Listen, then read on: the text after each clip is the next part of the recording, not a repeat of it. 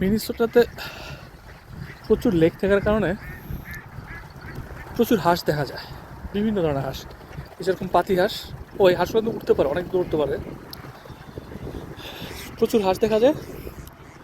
তো যখন স্নো হয়, স্নোর পরে ছোটোখাটো ম্যাক্সিমাম লেকগুলো হচ্ছে আপনার ফ্রোজেন হয়ে যায়।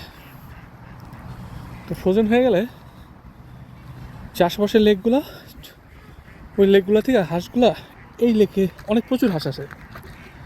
কোনো একটা কারণে এখানে পানিগুলো পুরোটা আইস হয় না, এই পাশটা অলওয়েজ পানি থাকে। তো এখানে আশেপাশের লেক থেকে অনেক হাঁস এখানে জমা হয়। তো এই একটা কারণে এখানে প্রচুর হাঁস দেখা যাবে শীতের সময়, প্রচুর হাঁস দেখলে মনে হয় যেন হাঁসের খামার। সব ধরনের হাঁস, বিভিন্ন ধরনের হাঁস।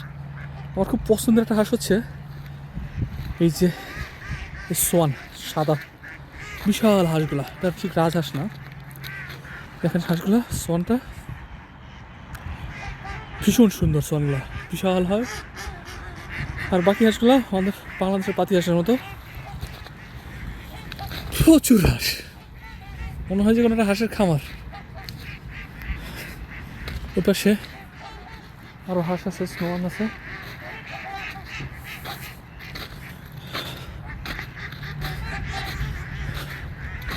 এইখানে কতগুলো সোয়ানের মধ্যে দুইটা সোয়ান, দুইটা না তিনটা হালকা গ্রে কালারের, দেখেন।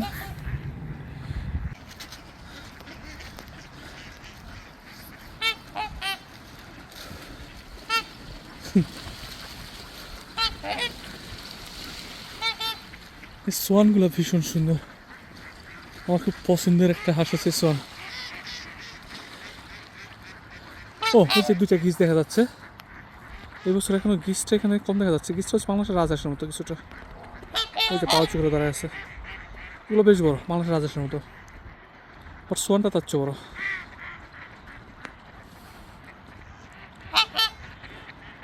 এটার মধ্যে একটা রাজুকি রাজুকি ভাব লাগে আমার সোয়ানটার মধ্যে, ভীষণ সুন্দর।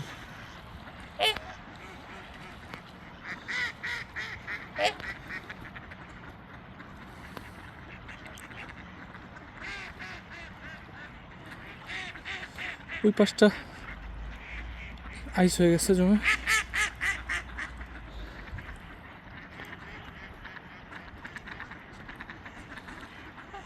দেখুন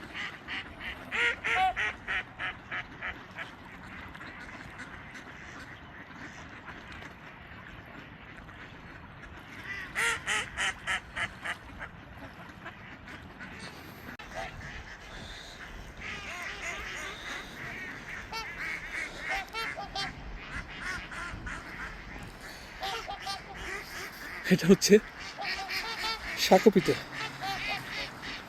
এই সাকোপির এই পার্কটাতে আমি গত বছর শীতের সময় আসছিলাম। আমি শুধুমাত্র হাঁস দেখার জন্য এখানে আসি।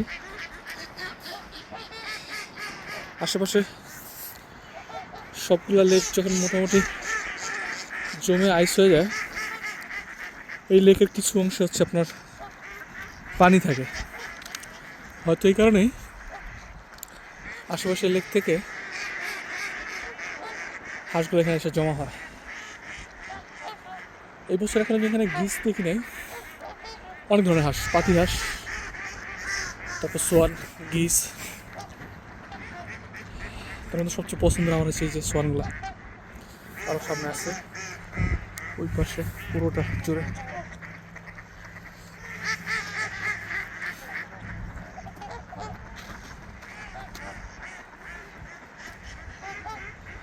ওই যে উঠতেছে, এখানে হাঁসগুলো পাখির মতো উড়ে অনেক দূর উঠতে পারে।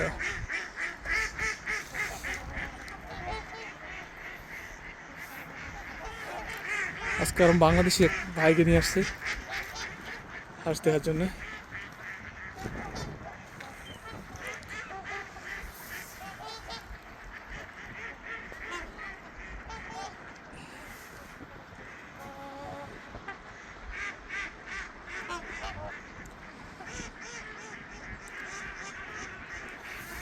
সোয়ানের মধ্যে একটা রাজকীয় ব্যাপার স্যাপার আছে, বিশাল, ভীষণ সুন্দর।